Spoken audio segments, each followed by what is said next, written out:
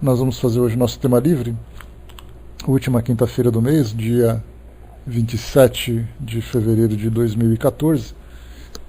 E aí então deixamos aberto para as perguntas que vocês queiram fazer, dúvidas que vocês queiram apresentar. Se não for possível responder as perguntas devido à necessidade de alguma pesquisa mais profunda, nós responderemos numa outra oportunidade. Se for possível, a gente passa para vocês agora pelo menos o nosso ponto de vista a respeito dos temas que vocês vão apresentar. Então vamos lá, abertos às perguntas de vocês. André perguntando: você acredita que os animais têm que passar por provas, já que alguns são bem saudáveis e outros com tantas dificuldades de saúde? Essa é uma pergunta interessante, né, André, porque é uma das grandes dúvidas que nós temos hoje, principalmente para nós que temos animais de estimação e acabamos, de certa forma, nos sensibilizando com a vida dos animais no nosso mundo. E aí nós entramos nas várias situações em que os animais estão presentes aqui no mundo. Então, começando daquele modo que a gente pode chamar de mais confortável, quando o animal se encontra aos cuidados, né, na nossa casa, recebendo todo o carinho, toda a atenção. Nós temos também os animais que vivem soltos nas ruas, e vivendo soltos nas ruas acabam passando por privações, por dificuldades, por sofrimentos, né, que nos provocam, sem dúvida nenhuma, um choque muito grande, né, um impacto negativo muito grande. Nós temos os animais que vivem soltos nas florestas, que nós vemos principalmente em documentários que nós temos nos programas que fazem esses registros, e nós temos inclusive os animais também que são utilizados pelo ser humano, né, para vários fins, como por exemplo pesquisas científicas, animais que se transformam em alimentação, em vestuário, animais que utilizamos para entretenimento. Então, nós temos os animais vivendo em várias situações diferentes. E é bastante natural que nós façamos essa pergunta, sendo que os animais não trazem um histórico precedente, um histórico do passado, né, que justifique uma situação de conforto ou uma situação de sofrimento na atualidade. Como é que nós podemos entender essa diversidade? Para nós, sem dúvida nenhuma, é muito difícil fazermos essa interpretação. Mas o que os espíritos nos passam, e aí a gente fica com essas orientações, porque não adianta nós queremos encontrar uma justificativa por uma situação que acontece agora, sendo que existe um processo evolutivo que vai muito antes de nós compreendermos e vai se estender também para muito além daquilo que nós podemos compreender hoje. Então, observarmos a situação hoje, nós vemos muitas desigualdades, da mesma forma que nós vemos entre os próprios seres humanos, quando se fala sobre as diferenças sociais, pessoas vivendo na miséria, pessoas vivendo no conforto, pessoas saudáveis, pessoas doentes, pessoas felizes nos seus relacionamentos sociais, pessoas excluídas de relacionamentos. Então nós entendemos que a reencarnação traz para nós essas respostas como fazendo parte de um processo evolutivo, mas agora de um modo mais avançado, porque na verdade aquilo que nós vivemos hoje é uma consequência do passado, ou uma necessidade de aperfeiçoamento. Daí nós temos as provas e expiações. Já para os animais é diferente, porque para você responder para uma ação, você precisa ter consciência daquilo que você fez. Ou seja, você precisa ter o livre-arbítrio desenvolvido para que você possa tomar uma decisão, assumir essa responsabilidade, né, e depois sofrer as consequências dela, coisa que não acontece com os animais. Daí então nós temos algumas orientações. Emmanuel, eu acho que é o espírito que talvez fale para nós de um modo mais claro a esse respeito, trata, por exemplo, do sofrimento dos animais. E ele diz exatamente: o sofrimento, na nossa visão, limitada ainda, ele diz respeito apenas a um castigo. Sofrimento é sinônimo de castigo para todos nós. Mas o sofrimento, de um modo geral, ele é um estímulo evolutivo que inclusive os animais também sofrem. desenvolvendo neles sentimentos que estão ainda num estado germinativo, num estado primitivo, mas que precisam se desenvolver de uma forma. Então eles só se desenvolvem através de estímulos de dor, de sofrimento, de estímulos de carinho, de afeto. Então eles vão sendo estimulados a modificarem ou a desenvolverem potenciais que estão dentro deles, que para nós ainda é um grande mistério. Então, assim, quer dizer, tudo isso que eu falei para vocês seria muito mais fácil eu dizer assim, não sei. Mas a gente sempre tem que comentar os ensinamentos que chegam para nós, para podermos pelo menos tentar entender. É um esforço que nós fazemos para, né, pensar, para tentar entender esse enigma que significa a vida desses animais. Então nós pensamos, quer dizer então que os animais chegam aqui, uns para viverem felizes e outros para serem abatidos, para se tornarem alimentos. Então, na verdade, mais uma vez, a gente retoma aquela ideia da lei da destruição, que nós temos lá no livro dos Espíritos, lá na terceira parte que fala das leis morais. A lei da destruição significa alguma coisa destruída para que possa ser renovada. Quando nós falamos sobre a morte também faz parte desse processo de destruição. A única diferença é que nós nos sensibilizamos com ela.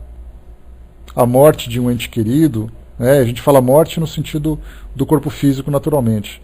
Então, a morte do corpo de um ente querido, a destruição de uma floresta, a morte de um animal.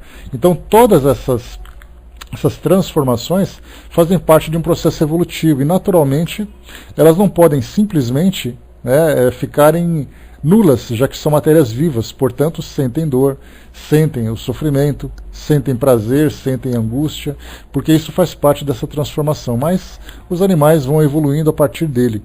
Então, nós lembramos que talvez nessa única encarnação tenha uma mudança muito insignificante aos nossos olhos, mas daqui a 300, 500 reencarnações que esses animais sofrerão, certamente essa mudança será mais significativa.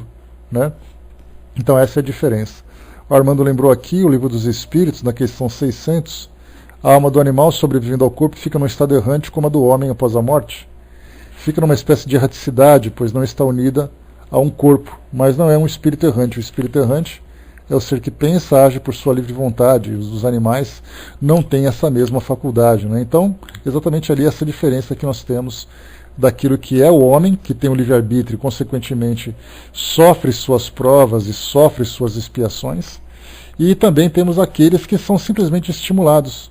Algumas vezes nós pensamos assim, olha, eu tenho uma vida e a minha vida ela acaba sendo atingida por uma espécie de frustração que me gera uma dor. Aí nós pensamos assim, significa então que essa dor estava programada? Não necessariamente. A dor é uma característica do mundo de provas e expiações, em que todos estamos expostos. Então, nós podemos viver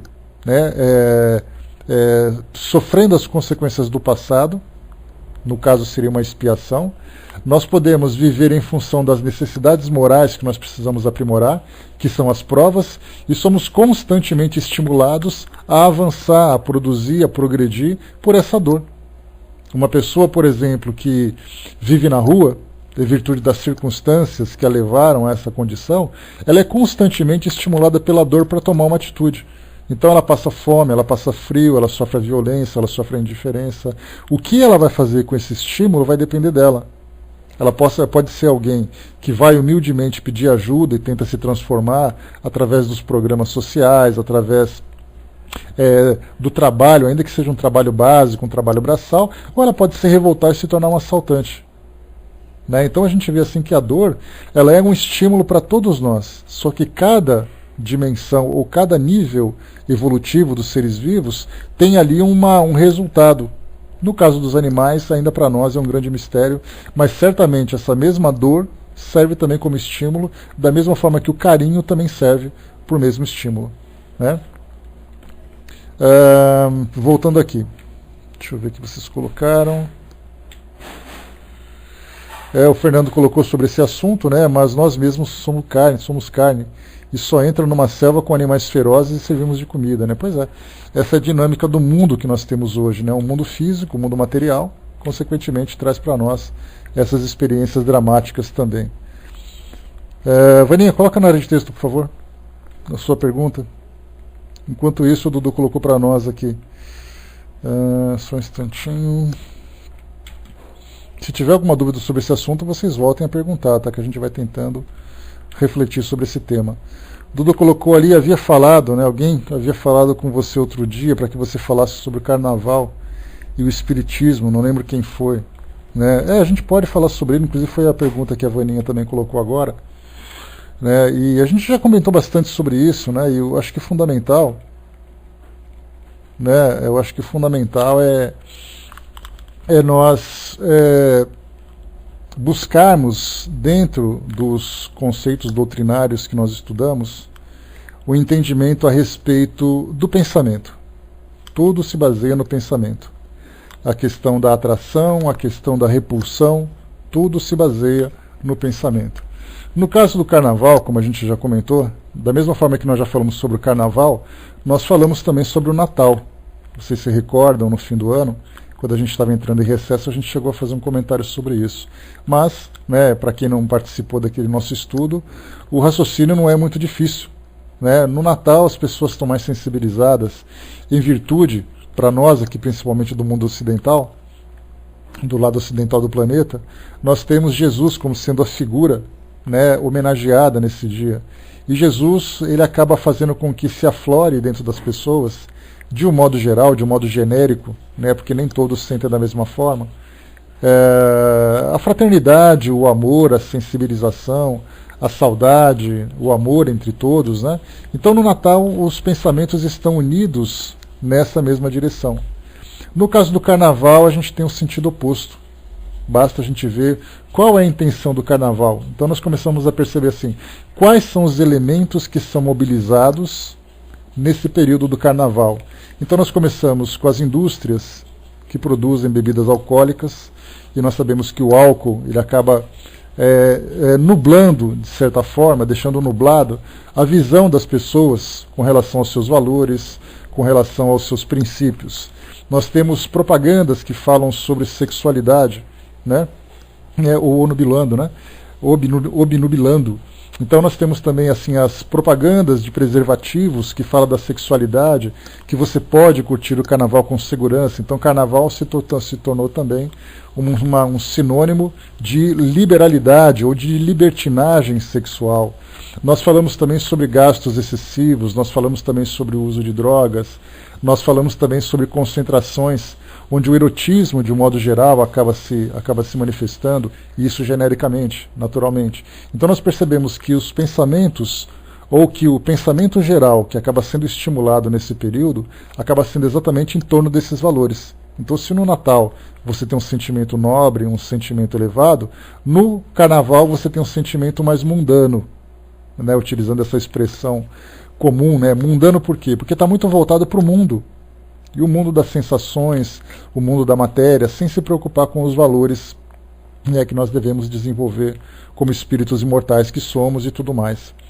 Então, assim, o Carnaval ele estimula em nós exatamente isso. Nós temos várias publicações que chegam no plano espiritual, né, através das psicografias, falando sobre a grande agitação que se tem nessa época. Assim como nós tivemos outras, né, livros que foram publicados falando sobre períodos de guerra, né, o pensamento belicoso das pessoas, de ódio, de morte, de destruição, de medo, de sofrimento, isso se torna comum também.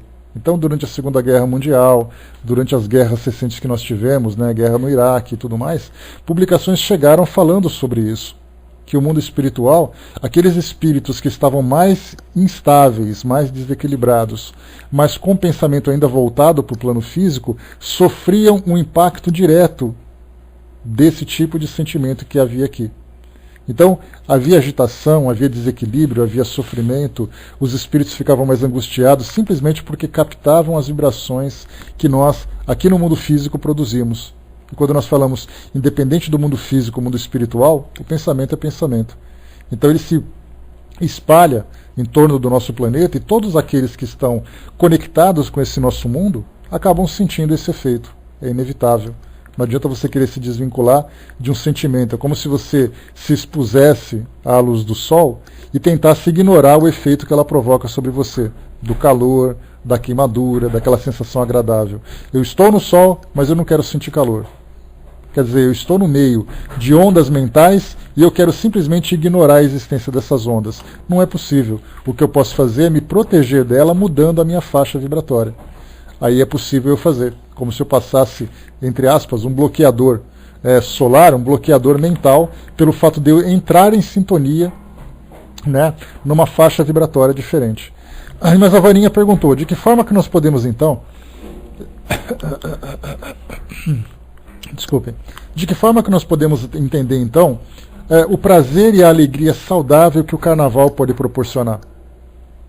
Porque o carnaval, na verdade, quando nós falamos genericamente que estimula nas pessoas esse tipo de sentimento, isso não é uma regra. Porque nós temos aqueles que aproveitam a festa do carnaval para poder comemorar, para poder viver a alegria, as suas fantasias, dançar, cantar, porque é uma necessidade que nós seres humanos temos de interagirmos um com o outro de um modo alegre. E não simplesmente sempre nos encontrarmos para estudarmos e trabalharmos. Isso, a diversão também faz parte da nossa existência, o entretenimento. E o carnaval é uma forma das pessoas viverem isso. Né? Então, de que forma que as pessoas podem viver de um modo saudável? É exatamente através das suas escolhas no local onde ela vai comemorar, da forma como ela vai comemorar, com quem ela vai comemorar. E isso independente do carnaval. Quer dizer que só no carnaval você está exposto a esse tipo de problema? Não. No seu dia a dia, dependendo dos amigos que você tem, do local que você frequenta, do tipo de prática que você tem no seu cotidiano, você vai sofrer os efeitos da mesma forma. A única diferença é que no carnaval as coisas são mais intensas, né? Os efeitos são mais intensos. Por isso o cuidado deve ser maior. E os espíritos nos dizem também que no plano espiritual existe uma grande mobilização, tanto dos grupos mais elevados, né, de espíritos mais equilibrados, espíritos que trabalham em benefício da evolução do nosso planeta, como também dos espíritos perturbados. Que eles querem, na verdade, assim, né? Nós queremos ver o circo pegar fogo. Porque já que nós gostamos disso, sentimos falta disso, e todo mundo cultiva esse tipo de prática, então a gente vai se infiltrar no meio e fazer com que a coisa se torne muito mais intensa e prazerosa para todos. Já do plano espiritual superior, nós temos aqueles espíritos que tentam resgatar, que tentam ajudar aqueles espíritos sofredores encarnados ou desencarnados. Então, certamente é um momento de grande turbulência para nós. Né? Independente da questão, vamos dizer assim, da questão ética do carnaval, né? Porque existe uma questão ética também. Quando nós falamos em termos de sociedade, eu me lembro que Emmanuel fez um comentário numa psicografia em que ele dizia assim, né? Pela quantidade de dinheiro que é gasta nessa época de carnaval e tantas pessoas passando fome na rua. Né? Então a gente não entra nessa questão ética por enquanto, falamos apenas da questão moral, da questão vibracional, das influências e tudo mais. Mas nós temos vários aspectos a considerar. Aí nós falamos assim, vamos tirar o carnaval e vamos falar de Copa do Mundo. De que forma que nós podemos entender a Copa do Mundo? Hoje nós temos o futebol, que infelizmente acaba sendo permeado por violência. Hoje as pessoas já não têm mais coragem de levar crianças num estádio de futebol, porque você nunca sabe o que vai acontecer, tanto lá dentro como lá fora. Como aconteceu no fim de semana, torcedores sendo espancados, morrendo, sendo assassinados e tudo mais, outros sofrendo violência. Então a mesma coisa, a época de festividades de futebol. Como é que nós podemos entender esse equilíbrio? Podemos trabalhar esse equilíbrio? Na época de protestos, de eleição, nós tivemos os protestos no mês de junho, que aconteceu aqui em São Paulo e no Rio de Janeiro, onde saíam verdadeiras hordas, né, verdadeiras hordas saíam pela rua, quebrando, destruindo, matando. Então, em cada situação que nós vemos no nosso mundo hoje, elas provocam em nós um tipo de estímulo. Cabe a nós, que temos essa conscientização da responsabilidade que nós temos individualmente, da responsabilidade coletiva, do trabalho que nós temos que realizar em benefício do nosso planeta, não contra a evolução do nosso planeta, fazemos esse nosso trabalho individual. Né, de mantermos o nosso pensamento elevado, de entrarmos sempre em preces no momento em que percebemos que estamos sendo influenciados, fazemos as nossas preces em benefício daqueles que precisam dessa ajuda, precisam desse esclarecimento. Grupos religiosos hoje, né, incluindo a doutrina espírita no seu sentido espiritual, promovem encontros, né, promovem eventos para fazer com que as pessoas participem de uma espécie de retiro espiritual nesse período, para que possam viver passar essa fase refletindo, meditando, aprendendo, se distanciando de todas essas influências que nós temos hoje. Então, na verdade, sempre falamos, independente da época, independente do evento, sempre pensemos na qualidade do nosso pensamento. Quanto mais pessoas estiverem pensando da mesma forma, mais intenso é o grau do pensamento. E se esse pensamento ele é negativo, será então mais intenso negativamente. Se for positivo, mais intenso positivamente. Então é essa a vigilância que todos nós temos que ter. A Dudu colocou lá em cima, o carnaval depende do que eu faço, do que eu penso, de como eu ajo. Né? O livre-arbítrio de cada um traz sua vibração, seja ela boa ou ruim. O importante é carnavalizar com amor no coração.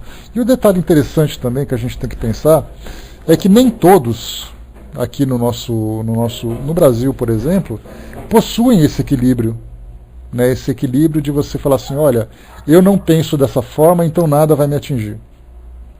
Na verdade, se você está exposto e você não tem essa vigilância, aquela passagem de Jesus que diz vigiai e orai, para todos nós é fundamental. Então fala assim, eu posso ir lá naquele meio, eu posso ir naquele local que eu não vou fazer nada disso. Não é a questão de que você faz na hora, de que de repente você vai se tornar um zumbi e vai se transformar naquilo que os espíritos querem ou que as pessoas querem. Mas é que na verdade você estando naquele ambiente, você alimenta dentro de si mesmo o prazer de estar ali. Que já é algo de certa forma negativo. Né? Armando colocou, né, se o carnaval é uma festa que faz o homem cair, é por ele mesmo, né, pois tudo tem seu limite. Vejamos, né, o carnaval em décadas passadas, né, será que todas eram mais comportados? Né? Cada um faz seu Natal como seu carnaval. Aliás, o Natal muitos não bebem e comem demais, não estão tomando o Natal uma festa mundana. Perfeito, Armando, é exatamente isso. Então, independente do local, independente do ambiente, assim como no carnaval tem pessoas que vivem de um modo saudável, quando você vai no Natal, aquelas mesas empanturradas com carnes, com bebidas, quando chega na passagem do Ano Novo, que é aquele pensamento conjunto para que o ano seja melhor, você encontra pessoas bêbadas, pessoas largadas, pessoas drogadas. Então, quer dizer, cada um vive o seu ambiente, então nós temos que perceber, aquele ambiente para mim não é saudável, então, consequentemente, eu prefiro evitar estar ali próximo a ele. A Miriam colocou lá em cima, né, sabemos do clima que fica, mas também não concordo com a pressão de que algumas pessoas fazem, né, como se o espírita fosse condenado por participar e a crítica a quem participa, e critica quem participa, né, com aquelas imagens de espíritos obsessores, etc. Né, quando sabemos que o espiritismo não proíbe nada, só esclarece sobre a consequência de nossas escolhas. Então, na verdade, é muito mais. Eu sempre falo sobre terrorismo espiritual. Algumas vezes nós temos aqueles que são mais exaltados, e temos em todas as religiões. Temos aqueles católicos mais exaltados, os evangélicos mais exaltados e os espíritas mais exaltados. Que quando você fala assim, festa de carnaval, ele faz o sinal da cruz, mesmo sendo espírita, e tal, e fala assim, Deus me livre de participar disso. Isso aí só tem obsessor, só tem isso, só tem aquilo. Tem muita gente boa, tem muito pensamento positivo, tem muita diversão saudável. Hoje mesmo, pela manhã, eu vi uma reportagem que passou aqui no nosso jornal local, uma criança de 5 anos de idade comprando uma fantasia de fadinha para brincar no clube onde ela costuma frequentar. E a gente pergunta, o que isso tem de negativo, né, comparado com aquilo que acontece no nosso mundo hoje? A partir do momento que você se deixa influenciar negativamente, certamente isso acaba te afetando. Mas a gente tem que ver também com um olhar de gravidade. Esse olhar de gravidade significa que muitas vezes o pensamento intenso voltado para esse lado negativo acaba nos afetando mesmo que nós não percebamos. Então sim, é um momento de cuidado, de atenção redobrada, que nós temos que ter muito critério, muita reflexão, muita determinação para nos deixarmos influenciar por isso. Porque você fala assim, mas eu não participo de carnaval nenhum.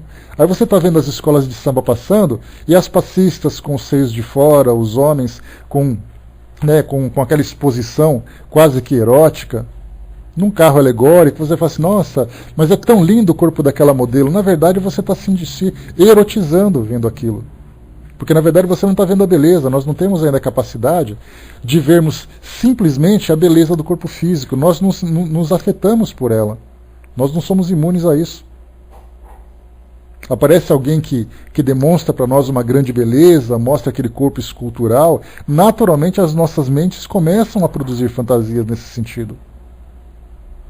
Então, raramente nós conseguimos ficar absolutamente imunes a ela. Sempre tem alguma coisa que nos afeta. Então, por isso, atenção redobrada. Você tem o direito de fazer absolutamente o que você quiser, desde que você seja vigilante e consciente das consequências daquilo que se faz. Esse é o ponto fundamental. Deixa eu ver aqui.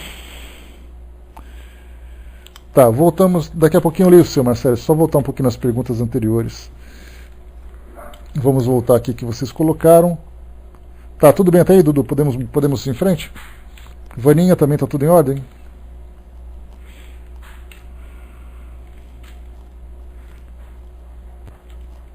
Tá, beleza? Então vamos voltar aqui em cima agora.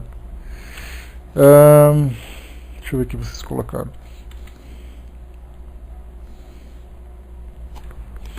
Só um instantinho que eu estou tentando resgatar aquilo que vocês colocaram aqui. Peraí. Tá, lá em cima a Leila perguntou, né, sobre as cirurgias espirituais. Como se orientar? Nós temos hoje, Leila, muitas instituições que promovem tratamentos espirituais e que, da mesma forma que eles fazem a divulgação da importância desses tratamentos espirituais, eles trazem também a responsabilidade de esclarecer as pessoas a respeito dessa assistência que nós recebemos. Porque, de um modo geral, as cirurgias espirituais são vistas como miraculosas. Uma pessoa tem uma doença que muitas vezes a medicina acaba desenganando ou não trazendo o resultado satisfatório, e a pessoa então recorre ao centro espírita para poder sofrer uma cirurgia espiritual e simplesmente receber por milagre uma cura que era dita como impossível.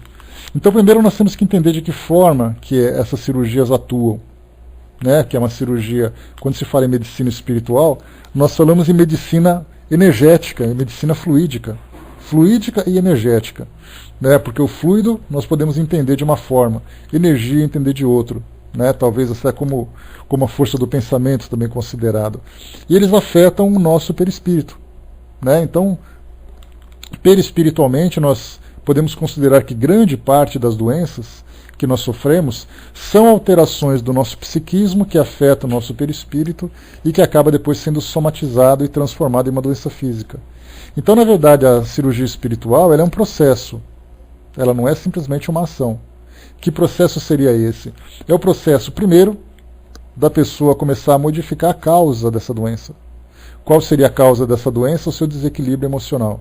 A sua angústia, a sua depressão, a sua raiva, a sua ansiedade, todos os transtornos psíquicos que ela pode sofrer que vão causar nela essa doença. Então, na verdade, você tem, muito bem, você pode sofrer a intervenção fluídica, em que os espíritos fazem um trabalho direto no perispírito, para que haja essa alteração física.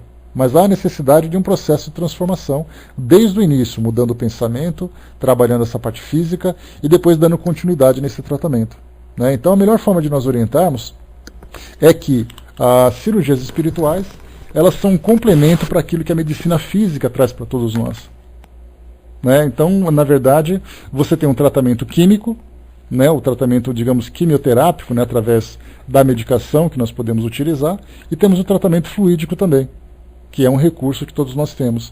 Então hoje nós temos algumas instituições que postam para nós reportagens, informativos, que nos ajudam no entendimento de como acontece essa cirurgia. Então nós temos também, da mesma forma, para percebermos a importância da força do pensamento que nós utilizamos, ou que nós temos, é que muitas vezes se utiliza aquelas cirurgias de corte, aquelas cirurgias invasivas, que acabam provocando até uma certa aflição nas pessoas, porque corta, porque abre, porque introduz objetos e coisa e tal. E isso tem mais um objetivo, tem mais assim uma função placebo, ou seja, de fazer com que as pessoas acreditem que aquilo é a cirurgia que ela está sofrendo. E de fato muitas vezes é. Nós temos ali extração de, por exemplo, cistos que já foram demonstrados. Se vocês procurarem na internet, lá no YouTube, cirurgias espirituais do Dr. Fritz, vocês verão algumas cirurgias em que ele tirava cistos das pessoas. Então corta, abre, tudo bem, isso aí funcionou. Essa ação analgésica, essa ação anestésica, essa ação antisséptica, que acaba sendo aplicada naquela cirurgia. Muito bem, é uma cirurgia física. Mas, de um modo geral, o ato das pessoas estarem na sala de espera de um centro espírita para fazer uma cirurgia espiritual, já está sofrendo uma intervenção para que o tratamento atenda aos objetivos que ele deseja. Né? Então, tudo isso acontece fluidicamente. Quando a pessoa é submetida a uma cirurgia, é mais para que ela possa se convencer do que necessariamente uma ação direta naquilo que ela precisa. Né? Então, temos ali cirurgias espirituais, temos ali cirurgias físicas que são feitas, que aliás bastante questionáveis. O Conselho Federal de Medicina sempre tem essa preocupação de observar se existe algum exercício ilegal da medicina nessas ações. Um indivíduo que não é médico vai lá e faz uma intervenção cirúrgica. Isso é contra a lei, isso é crime. Né? Então, as curas que são feitas através de indicação de substâncias, de indicação de terapias, indicação de cirurgias e tudo mais. Então, existe uma grande preocupação em torno disso. Então, se uma pessoa deseja se submeter a uma cirurgia, primeiro ela precisa compreender. E aí não é difícil, é só dar uma chegadinha, por exemplo, lá no site Transição, e nós temos ali o João Berbel, que é um médium, é espírita, que faz muitas cirurgias espirituais na cidade de Franca, aqui em São Paulo, no interior de São Paulo, e ele dá 2 entrevistas explicando exatamente o que são essas cirurgias espirituais. Então, antes de se submeter a isso, vá até um site, pesquise para entender quem é, pesquise para entender como funciona, o que é, qual é a instituição que realiza esse trabalho, para depois se submeter. Porque, de fato, como a gente já viu, e já aconteceu, Leila, eu me lembro de um vizinho, de um colega, cuja esposa tinha câncer. E era um câncer num estado evolutivo, num estado já evoluído. E aí, então, levou até o Dr. Fritz, que atendia naquela época em São Paulo, isso eu falo de 1994, 95, atendia aqui em São Paulo, levou ela até lá, esperou, fez a cirurgia, pouco tempo depois ela veio a desencarnar. E aí depois ele veio conversar comigo e soltou cobras e lagartos, né, falando sobre que o tratamento não prestava, que era um charlatanismo, que é isso, que é aquilo. Então, na verdade, as pessoas buscam a cirurgia espiritual como um recurso emergencial, como um recurso de desespero. Mas a fé da pessoa, né, aquilo que a leva a confiar no mundo espiritual, a compreender os desígnios, né, de Deus para a vida de cada pessoa, aquilo que se ela vai continuar encarnada, se não vai, se a doença vai continuar presente, se ela vai ser curada, né, e não é cura milagrosa, como a gente já falou, é todo um trabalho feito no campo fluídico do corpo do indivíduo, que faz a transformação da matéria, inclusive. Então, muitas vezes a cirurgia não vem. Então, na verdade, você vai na esperança de, mas não significa que você vai obter o resultado que você deseja. Até porque o resultado que você deseja nem sempre é aquilo que você precisa ou aquilo que você merece. Então temos várias situações a considerar. Eu posso ir a um centro espírita, faço várias cirurgias espirituais como eu já fiz, né, tive os resultados que eu desejava, mas vivo a minha vida do jeito que eu posso. Então, as coisas são assim, né? As pessoas, alguns obtêm as suas curas, outros não, e vamos que vamos, né? Bom dia, Cunha. Cunha colocou, né, muitas vezes a cirurgia espiritual acontece sem necessidade de intervenção de um médium. O fato da pessoa, a fé da pessoa, a gente lembra disso, a fé dela já a coloca numa condição de merecimento, de você receber a assistência do plano espiritual, sem necessariamente estar presente numa instituição. Mas estando presente na instituição, há necessidade de se conhecer o mecanismo de como isso funciona. Né? Então, eu acho que essa seria a melhor forma de responder a essa questão. Né? Dava colocou, os espíritas devem trabalhar para destruir os feitos e a imagem do Dr. Fritz, de forma alguma, até porque os feitos e a imagem do... Lembrando que o Dr. Fritz foi um espírito, é um espírito, né? Bom dia, professor, bom dia, pessoal.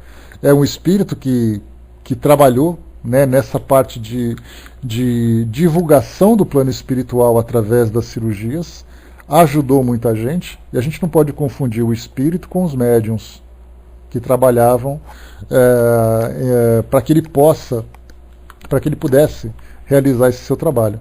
Né? Então, na verdade, o Dr. Fritz é um espírito que trabalhou tanto quanto outros espíritos. Não podemos ter essa ideia de que devemos apagar a memória dele. Pelo contrário, ele fez parte, na década de 70, década de 80, ele fez um trabalho de divulgação do espiritismo com tanta intensidade como hoje nós temos aqueles que fazem pinturas mediúnicas. Só que em cada época a gente percebe que os espíritos vão se manifestando. E lembrando também que quando nós falamos em cirurgias espirituais, nós não falamos necessariamente de cirurgias feitas pelo espiritismo, cirurgias espíritas. Nós falamos de cirurgias feitas por espíritos através de médiuns que não necessariamente são espíritas. Aqui em São Paulo nós temos vários, o próprio João de Abadiânia, João de Deus, lá na cidade de Abadiânia, em Goiás, ele não é espírita. Ele pode ser considerado espiritualista e faz o trabalho todo. Aqui em São Paulo nós temos outros que utilizam uma filosofia mais oriental, mas também através dos recursos da mediunidade. Então os espíritos estão trabalhando. Na verdade, assim, eu fico pensando, se eu fosse um espírito que tivesse conhecimento e aptidão para realizar esse tipo de trabalho, e eu, através de um médium, né, pegasse aqui, deixa eu pegar um médium aqui, vou pegar a Elis, que vai ser minha médium. E aí então a Elis começa a fazer cirurgias, eu começo a fazer cirurgias através dela. E aí então ela começa a receber críticas. Aí eu fico pensando assim, quem são esses encarnados para dizerem o que é certo e o que é errado, se eu tenho um endosso no plano espiritual para fazer esse trabalho? Quem são esses encarnados que podem ficar julgando se o trabalho que eu faço é correto ou não, se eu tenho o conhecimento que eles não possuem? Porque na verdade tudo isso é uma questão de preconceito. Aí então eu vou até um outro local, de uma outra religião, faço um trabalho de cirurgias, de curas também, e recebo críticas de outros. E eu faço a mesma pergunta: quem são essas pessoas para julgarem as minhas ações, se elas sequer compreendem o sentido da vida que elas levam? É assim que a gente começa a pensar. Então, na verdade, os espíritos fazem trabalhos e utilizam recursos, muitas vezes interagindo conosco, por uma questão de necessidade para poder organizar isso tudo. Mas a missão que eles têm para poder fazer essa atividade, ela independe da vontade de cada um. Basta a gente ver o Dr. Bezerra de Menezes. Ele trabalha em muitos centros espíritas com cura. Ele trabalha, já falei para vocês, na Legião da Boa Vontade, que é uma religião ecumênica, espiritualista de um modo geral. Ele trabalha na coordenação dos trabalhos de cirurgias espirituais que se realizam lá.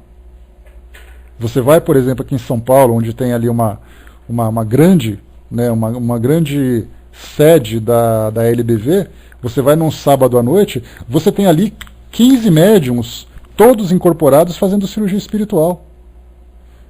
E muitas vezes o Dr. Bezerra de Menezes incorpora num dos médiums para ajudar no tratamento, fazendo consultas com os pacientes que vão lá. Aí nós espíritas pensamos assim, mas é um absurdo. Quem somos nós para dizer onde ele deve ir ou não deve ir? Então toda essa visão que a gente tem é muito mais motivada pela nossa ignorância, pelos nossos preconceitos, que queremos tomar conta, queremos determinar como os espíritos devem trabalhar a partir do nosso ponto de vista. E como a gente já conversou essa semana, o nosso ponto de vista é absolutamente infantil, primitivo, limitado. Então, na verdade, os espíritos fazem o trabalho que eles devem fazer. Nós, encarnados, temos que nos precaver através do entendimento, através da instrução, através da compreensão. É a prepotência, é natural do ser humano isso, né, Regina? Nós somos arrogantes, nós nos achamos donos da verdade, nós achamos que a nossa verdade é absoluta, que aquilo que nós falamos deve vir à lei. Então isso é natural do ser humano, mas os espíritos esperam, são pacientes. Agora nós temos aqueles espíritos que são realmente, que têm esse propósito, essa missão de nos ajudar, como temos aqueles espíritos que fazem isso para a sua autopromoção. Aí a gente já entra no livro dos médiuns, né, no entendimento do caráter dos espíritos, do nível evolutivo, daquilo que os espíritos passam como informação e tudo mais. Então cada um de nós temos que buscar agora a nossa própria instrução. A Miriam colocou: meu pai fez cirurgia espiritual quando estava com um tumor, soube depois que o que foi operado foi o coração, para que a cirurgia feita pelos médicos fosse tranquila, né? Depois ele tinha problemas de coração também. Pois é. Então a gente sempre acha, né? Não, o espírito tem que fazer, ele nos pertence, ele é associado do nosso grupo, a carteirinha que ele usa é a carteirinha do nosso time, então ele não pode fazer mais nada. Não é assim que funciona.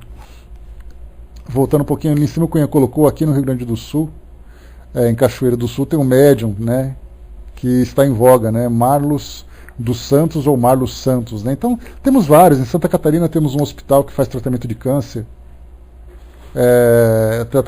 Um hospital que faz cirurgias espirituais especializadas em câncer.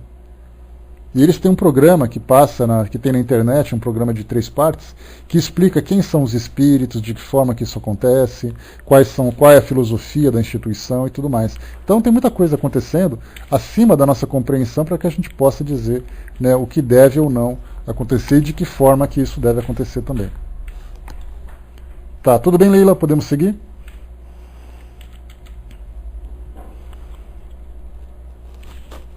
Podemos ir em frente? Tudo em ordem? Esclareceu? Beleza? Qualquer coisa, então, volta a falar que a gente toca no assunto novamente. Eu voltando lá em cima agora, deixa eu ver aqui o que o nosso amigo Décio colocou. Vamos lá. A fila está grande hoje e a tela está correndo rápido, tem que voltar toda hora. O Décio colocou, gostaria de perguntá-lo se a premonição é uma mediunidade, né? Fale dela. E também sobre a intuição, pois as mesmas se assemelham muito.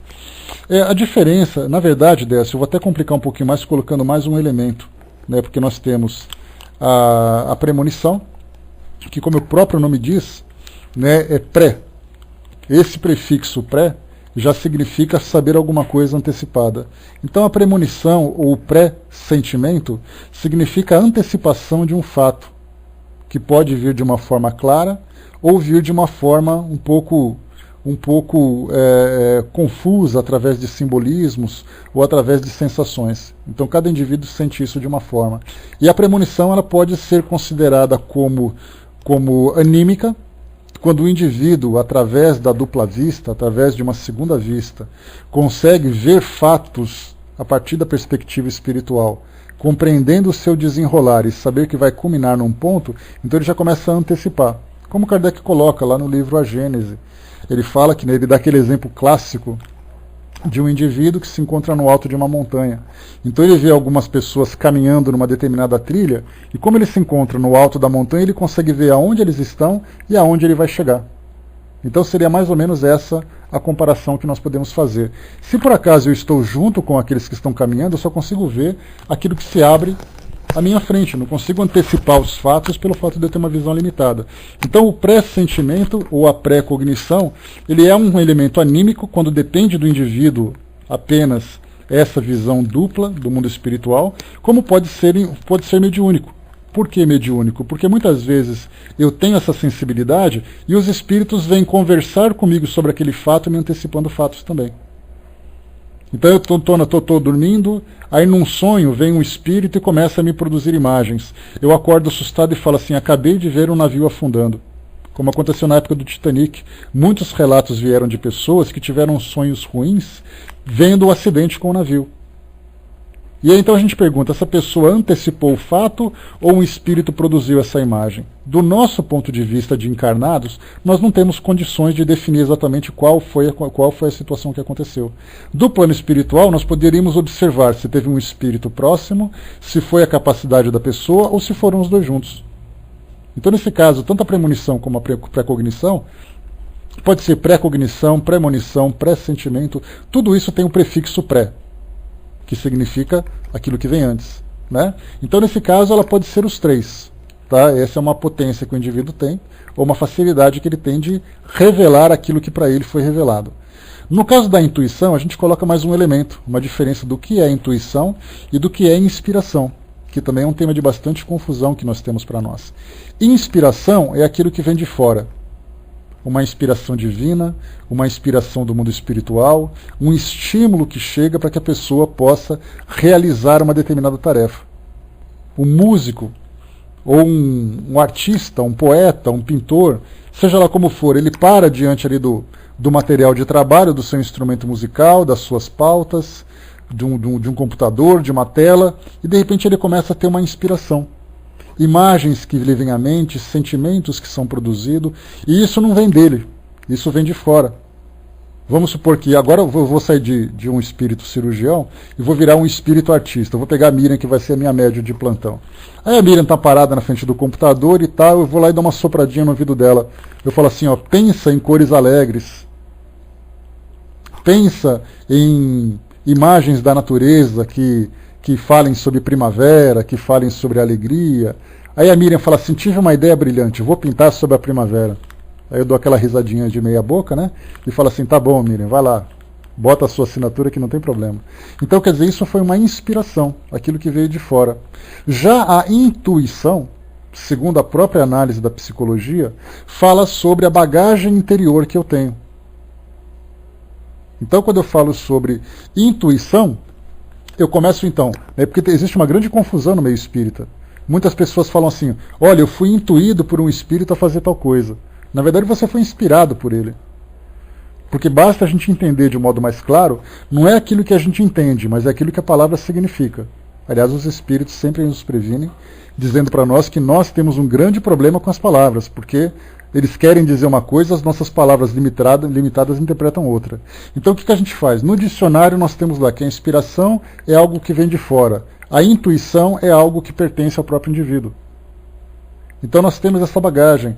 E hoje nós temos trabalhos da psicologia dedicados exclusivamente a essa parte intuitiva, em que o indivíduo, através de exercícios psíquicos, exercícios emocionais, ele consegue acessar essa sua bagagem intuitiva. E ele começa então a mostrar um talento, ele começa a fazer aflorar algo que havia dentro dele que até então ele não conseguia acessar, ou que acessava de um modo precário. Então, dessas três palavras que nós temos, intuição e inspiração, eu acho que já ficou claro para nós. Para quem quiser guardar bem isso, quando eu falar para vocês assim, vamos fazer um exercício respiratório, inspirem, vocês estão puxando o ar de fora para dentro.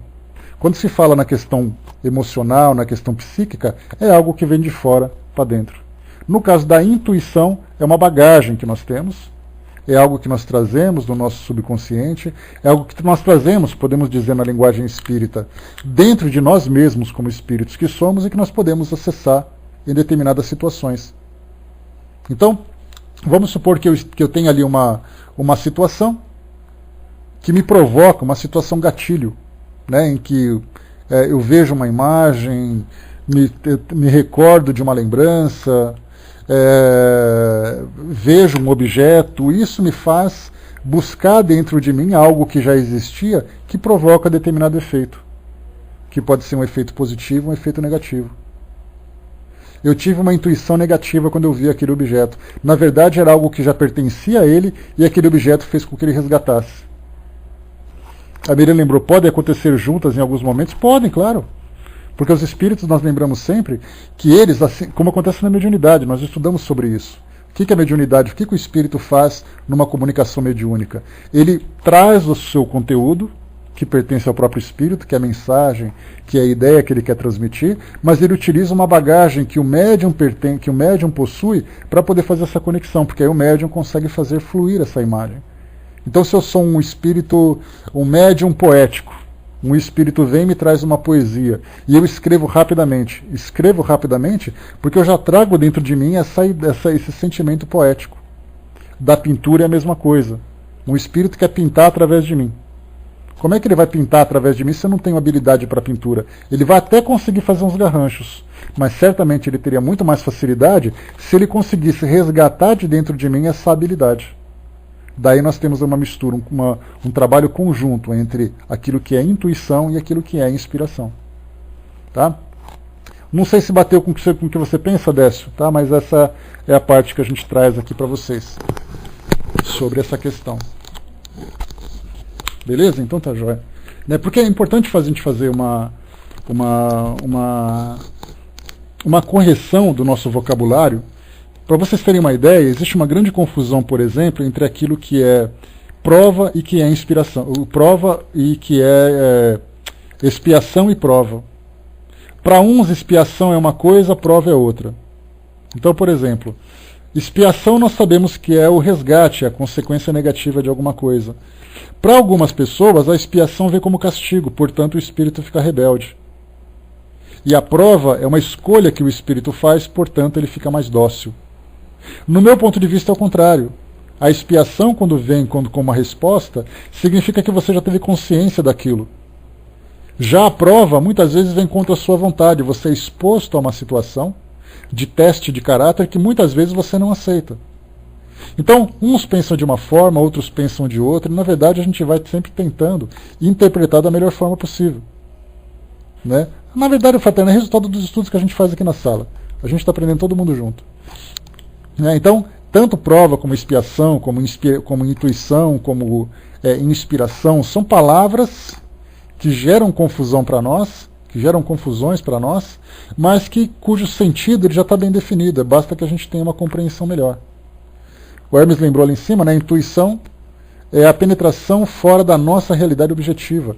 Essa intuição pode ser o registro do próprio espírito, adentrando-se no conhecimento, como também uma inspiração do seu guia ou de seu perturbador. Né? Então a gente vê intuição ou inspiração.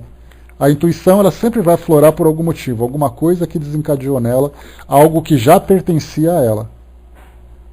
Pode ser um elemento interno, pode ser um elemento externo, pode ser uma influência espiritual, não importa. O que acontece é que algo dele vai brotar. Já a inspiração é algo de fora, como a gente já fez o exercício respiratório, para termos essa certeza. Com certeza também, aproveitando já a certeza, nós vamos encontrar em alguns livros, em algumas outras palestras e alguns estudos, definições diferentes. Exatamente porque cada um tem ali um pensamento, uma interpretação que faz daquela própria palavra.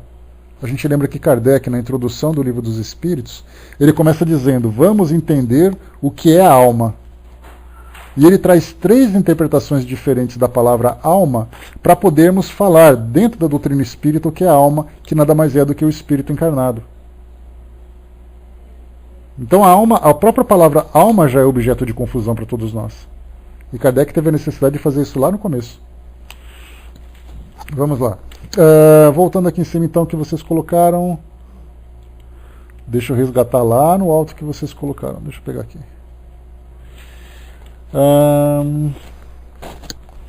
A Dalva colocou alguma coisa.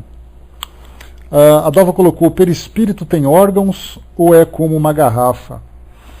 Boa pergunta, Dalva. Essa pergunta também ela gera para nós assim, uma certa dúvida, né? Porque nós temos textos que falam uma coisa, textos que falam outras, né? E consequentemente acaba gerando em nós uma certa dúvida. Nós lembramos inicialmente que os órgãos eles têm por objetivo metabolizar substâncias, processar substâncias, fazer com que haja movimento no nosso corpo e tudo mais. Então você fala do seu fígado, tem o objetivo, né, de eliminar as toxinas, de provocar ali, né, o detergente mágico, que é a bile, para ajudar na digestão e tudo mais. Você fala do pulmão, ele tem o objetivo de inspirar, né, o ar para que haja uma oxigenação do nosso sangue, das nossas células e tudo mais. O coração é a nossa grande bomba, que tem o objetivo de fazer com que haja a movimentação do sangue no nosso organismo. Então, tudo isso para quê? Para que as nossas células sejam alimentadas, para que reações bioquímicas aconteçam para gerar eletricidade no nosso corpo e tudo mais. A partir do momento em que o espírito desencarna, a primeira pergunta que a gente faz é: para que ele precisa de órgãos? Na verdade, ele vai ter sensações dos relatos que nós ouvimos. O espírito sentiu assim aquela respiração ofegante, aquele batimento rápido, aquela sudorese. Isso acontece porque o seu próprio pensamento produz esse tipo de efeito. Né? Exato, né? O duplo etérico significa o quê? Uma semelhança com o nosso corpo. E essa semelhança é uma semelhança muito mais aparente do que fisiológica. Essa é a diferença que a gente tem que lembrar. Aí você pergunta: um espírito tem coração? Para que ele teria coração? Sendo que, na verdade, ele é um elemento que foge completamente da estrutura orgânica que nós temos aqui no nosso corpo. Né? Então, na verdade, essas sensações que o espírito tem, ele cria, né, pelos seus medos, cria pela sua ansiedade, cria pelo seu pensamento. Espírito sentindo frio, espírito sentindo calor, sentindo pegar fogo, sentindo isso. Por que isso tudo? Porque ele, acostumado, condicionado com essa forma de viver no mundo físico, ele acaba refletindo isso aí no mundo espiritual. Mas se você chegar no mundo espiritual e tentar puncionar uma veia de um espírito, você vai conseguir? A pergunta é: para que ele vai ter veia? Para que ele vai ter sangue? Então, na verdade, assim, quando o espírito se encontra encarnado, o seu corpo físico, o seu corpo perispiritual, ele reflete, nesse caso do duplo etérico que você falou, ele reflete exatamente aquilo que o nosso corpo físico é, mas de uma forma energética, não de uma forma orgânica. Então você vai encontrar um espírito encarnado, e os espíritos nos dizem isso, né, através do Livro dos Espíritos, falando que o perispírito se liga molécula a molécula, átomo a átomo. ou seja, tendo ali uma ligação íntima, estreita com o nosso corpo físico.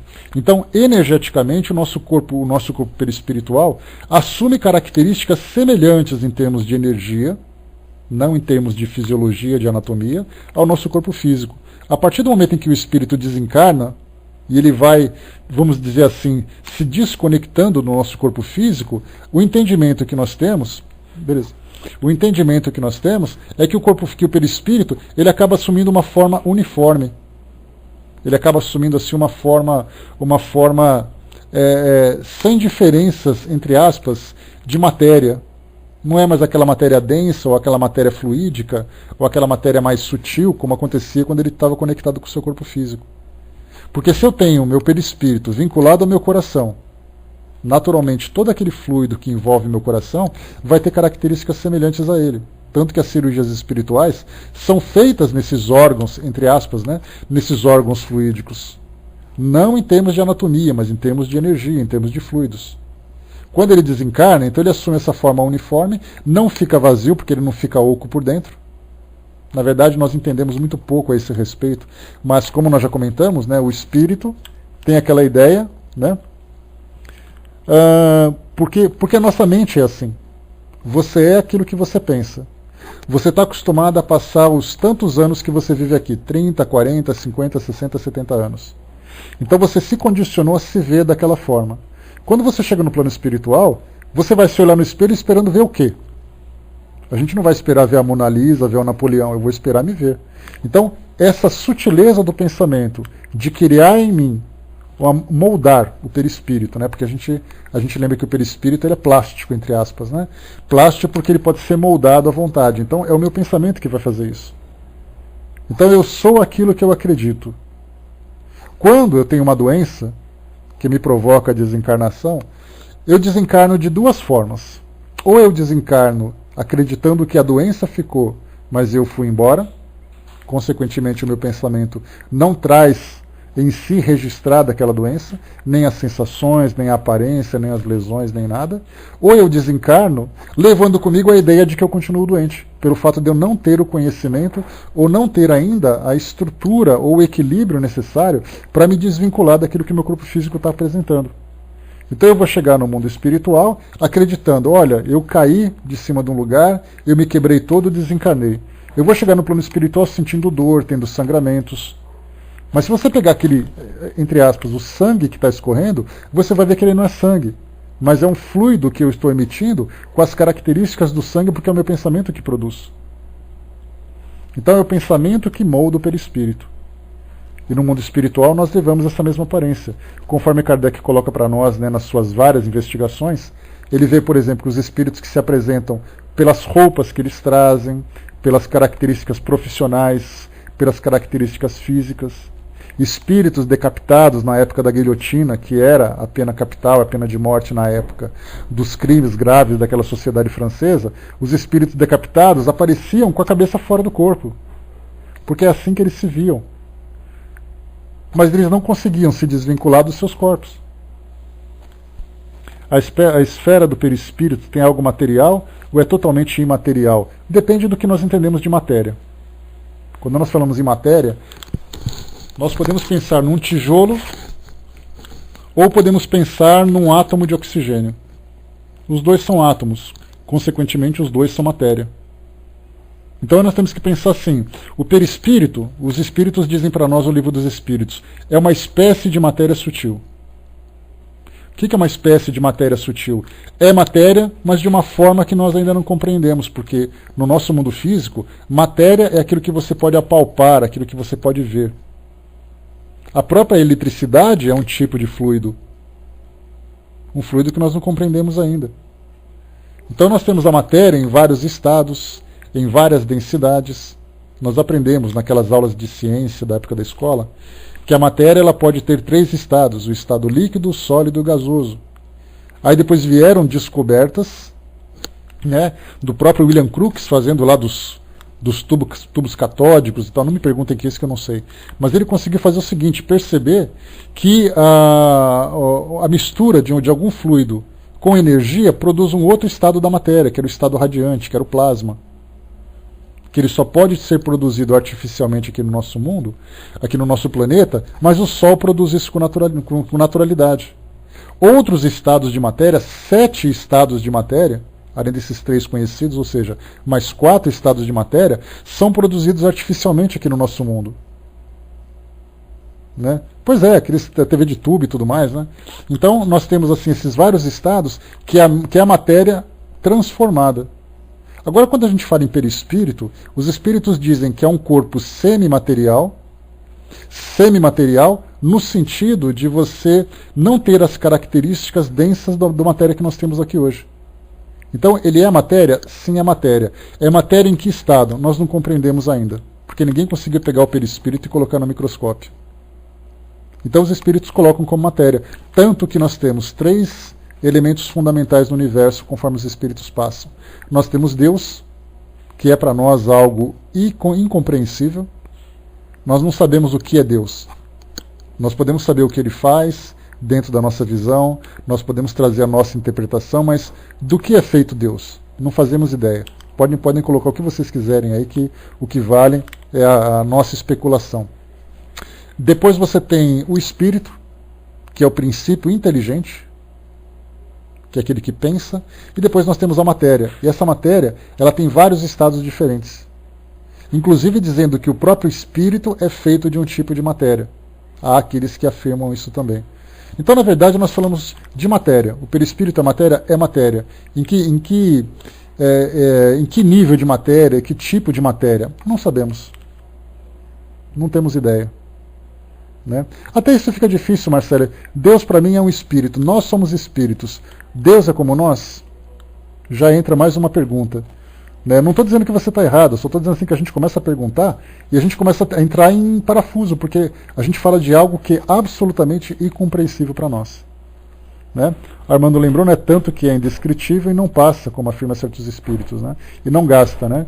Ele pode ser denso de acordo com a evolução do espírito. Ele pode, né? Na verdade, a densidade dele vem daquilo que ele absorve, que também para nós é algo meio complicado de compreendermos. Então, na verdade, o perispírito é matéria. Se o perispírito tem órgãos, ele tem características energéticas, fluídicas, dos órgãos físicos que nós temos quando o espírito está encarnado, pelo fato dele estar vinculado a isso. Mas quando ele desencarna, no meu entendimento, o espírito perde essas particularidades e acaba vivendo de uma forma, né,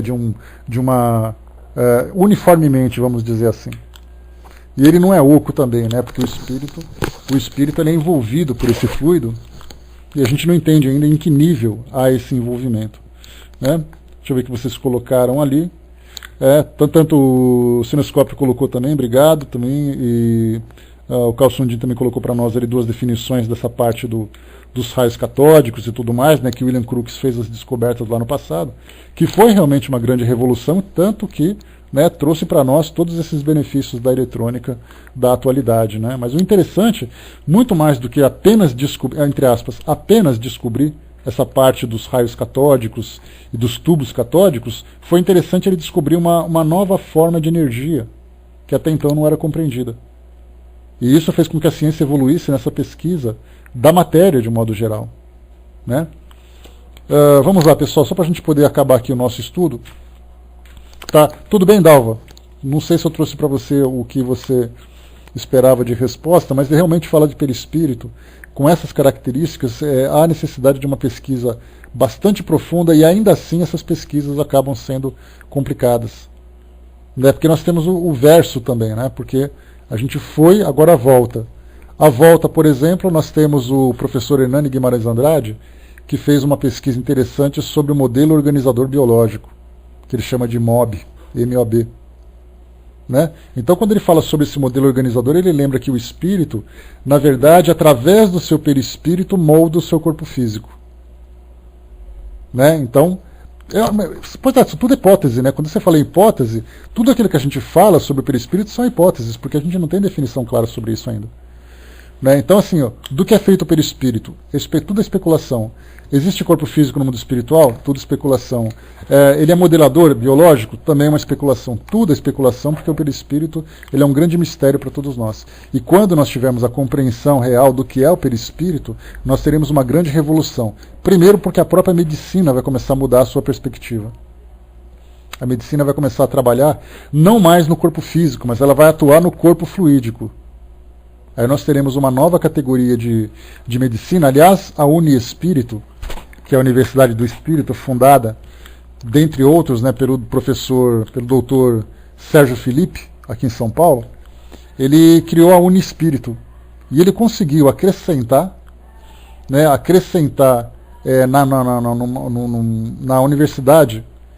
Universidade Federal de São Paulo, né, que é a antiga Faculdade Paulista de Medicina, ele conseguiu incorporar uma cadeira chamada Medicina Espiritual. Porque ele fala exatamente isso, ele fala do pensamento, ele fala sobre fé, ele fala sobre perispírito. Então, quando esse elemento for definido com maior profundidade, com maior clareza, a gente vai ter uma revolução na nossa medicina. Não tenho dúvida disso. Quanto tempo isso vai acontecer, não sabemos. Até porque também, né, o Espiritismo, que é aquilo que mais nos aproxima do perispírito, ele não é ainda aceito de modo geral pela sociedade, né? Ele é aceito romanticamente, apenas algumas partes do espiritismo, né? Porque quando você fala em reencarnação, você acha que está falando de espiritismo. Quando você fala sobre vida após a morte, as pessoas acham que estão falando de espiritismo, né? Então, tudo isso, né, a gente vai observando que a distância que existe entre a definição clara do que é perispírito, né, e da compreensão que nós teremos sobre isso. Bom, pessoal, fechando por aqui, ó, temos aqui, deixa eu ver se faltou alguma coisa rapidinho para a gente comentar. O que mais que vocês colocaram? Eu acho que foi só, né?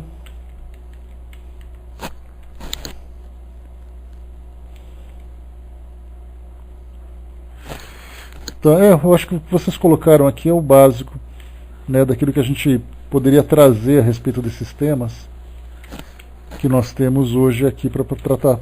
Né? Naturalmente, aquilo que foi falado, aquilo que nós conversamos, né, não é, né, o definitivo sobre esse tema, está longe de ser. Essa é uma visão que nós temos a respeito desses temas, que certamente todos vocês poderiam também apresentar visões particulares a respeito desses temas, e a gente buscaria, então, nesse caso, aquilo que existe de semelhante entre as nossas opiniões, né, entre a nossa visão, principalmente, já que cada um tem uma visão particular sobre cada um dos temas que foram falados, por eles não terem ainda uma definição clara para todos nós, uma definição final, vamos dizer assim. Então, né, caso tenha tido algum equívoco, quando a gente volta a pesquisar depois para trazer uma resposta mais clara, uma resposta mais correta sobre os temas que foram tratados aqui hoje. Tá, filhinha, quem vai fazer encerramento para nós? De qualquer forma, eu espero que tenha sido produtivo, né, o nosso bate-papo de hoje, que pelo menos nos leve, né, algumas reflexões novas sobre tudo aquilo que a gente conversou hoje, sobre os assuntos, né, que os assuntos foram tratados aqui, nada melhor do que depois correr e fazer uma pesquisa nos livros, nos estudos que já foram realizados sobre esse tema, para que a gente possa definir, né, ou aprofundar um pouco melhor esse tema, né? Então, sempre com essa visão de que os assuntos servem para nós muito mais como estímulo para estudo do que como para uma conclusão daquilo que nós gostaríamos de abordar através das nossas dúvidas. Bom, pessoal, fechando por aqui, né, a Vaninha não me colocou. Décio, você ficou de fazer a abertura, meu amigo, dá para você fazer o encerramento para nós? Pode? Beleza, então, porque você estava aqui com